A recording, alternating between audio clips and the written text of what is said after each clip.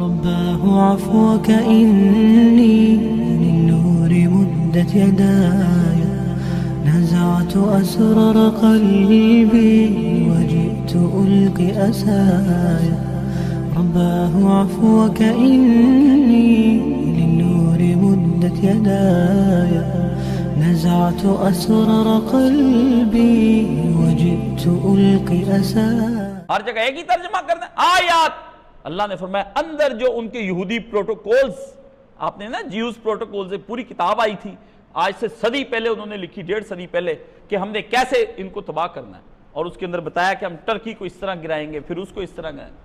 اللہ وہ چلو فلماتے ہی ہیں، میں تو وہ دیکھتا ہی نہیں. سلطان کے پاس جب یہ آیا نا یہودی بلفور جو تھا، یہ آیا، اس نے آ کر کہا سلطان ہمیں فلسطین کا چھوٹا سا خطہ دے دے ریاست اسرائیل کی بنانے کے لیے، جو قرضے ترکی سلطنت کے اوپر ہے ہم اتار دیں گے. سلطان نے کہا واللہ میرے ہوتے ہوئے تم ایک ہاتھ کا ٹکڑے جتنا بھی ترکی نہیں لے سکتے، میں اپنے آباء و اجداد کو بھیج دوں. سلطان عبدالحمید نے کہا، حالانکہ اس وقت ہمارا اسلام کا آخری سلطان ختم ہوا پڑا تھا، کچھ اپنوں کی کچھ بیگانوں کی، دونوں سے مل کے.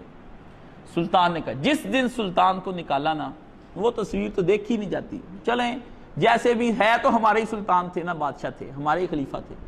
تو میں کہتا ہوں میں کبھی کبھی دل اپنے کے اندر تلاش کرتا ہوں کہ مجھے اپنے بادشاہوں سے بھی بڑا پیار ہے. تو جو اگر میرے سچے خلیفے ہوتے تو مجھے کتنا پیار ہوتا حضرت ابوبکر صدیق ہوتے، اتنا اسلامی. سلطان کو پھر وہی اسرائیلی جو یہودی تھا وہ آیا آخری وقت میں نکالنے کے لیے. ہائے ہائے سلطان کس قدر شرمندہ ہوا ہوگا اس کو دیکھ کر، جب اس نے سلطان کی طرف دیکھا ہوگا اور سلطان سے کہا ہوگا چلیے اب اپنا محل چھوڑیے. ترکی کی 700 سالہ سلطنت کو سلطان نے جب چھوڑا، سلطان کے پاس کچھ نہیں تھا. تو اس یہودی نے کہا میں تمہیں ذلیل تو نہیں کرنا چاہتا تو دل یہی تھا کہ تم نے ہمارے سے زیادتی، تم نے ہمیں ٹکڑا نہیں دیا، جاؤ وہ ایک جزیرہ ہے وہیں پہ مر جانا رہ کر، تمہارا ایک گھر بنا دیا ہم نے. سلطان اپنے بچوں کو لے کر وہاں سے چلا گیا. اور وہ تصویر دکھاتے ہیں کہ سلطان جب آخری دفعہ گئے تو سارے خادم جو ہے نا ہاتھ باندھ کر کھڑے ہوئے. بی بی سی نے وہ فلم بنائی ہوئی ہے سلطان کو نکالنے کی، وہ پڑھی، بی بی سی نے بنائی ہمیں دکھانے کے لیے. 1924 میں جب ٹی وی نہیں ہوتے تھے اس وقت انہوں نے محفوظ کی، کبھی یہ مسلمان نظر آئے نا ان کو بتانا بھی جوتے مار کے ہم 700 سالہ تمہاری سلطنتیں تباہ کرتے ہیں.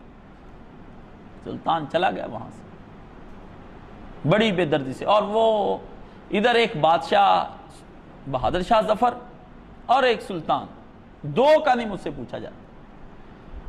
اودھ کی ریاست جب تباہ ہوئی نا، لکھنؤ الگ ریاست میں تھا اس وقت، تو نواب لکھنؤ کو بھی بلایا انہوں نے، جیل میں بند کر دیا.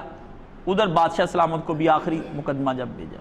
تو نواب جو اودھ تھے نا، انہوں نے جب سلطان کو دیکھا اندر جیل میں آتے ہوئے تو نواب صاحب کھڑے ہو گئے، بادب بام لہجہ ہوشیار.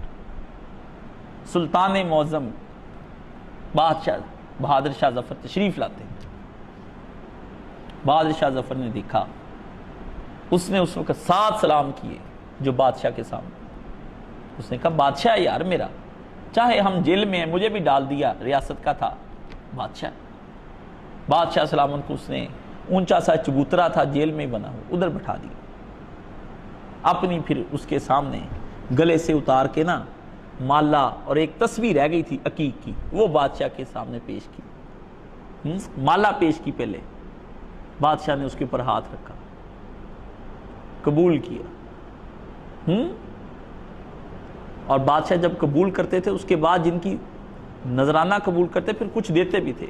تو سلطان کے پاس حضرت بہادر شاہ ظفر کے پاس کچھ نہیں تھا سوائے ایک عقیق کی تسبیح کے. آپ نے کہا یہ ہم نے تم کو، مسلمانوں کے بادشاہ کے ہماری سلطنتیں ڈوبی ہیں، ہم نے کفار کے ساتھ مل کے اپنے بادشاہوں کے خلاف چلے. آخری وقت میں سلطان کے پاس صرف ایک تلوار رہ گئی تھی، وہ بھی لے لی. اور عین عید کے دن بہادر شاہ ظفر کے بیٹے کو، جب عید الفطر تھی، میجر ہڈسن نے اس کے 2 بیٹوں کے لاش گردنیں کاٹ کے نا الٹا رخ کر کے اس کے اندر شراب ڈال کے پی اور بادشاہ کے پاس بھیج دیا. آپ نے اس وقت اس کے جب اٹھایا سرپوش تشت کے اندر سے، آپ نے دیکھا اور فرمایا تیمور کی اولاد اپنے والدین کے سامنے اسی طرح سرخرو ہو کر آیا کرتی ہے، سرخ رنگ تھا چہرے پہ ان کے خون کا۔ ہمارے ساتھ، ہم نے ان کے ساتھ کچھ نہیں کیا، آپ چھوڑ دیں، ہمارے بادشاہ یاج تھے، ظالم تھے۔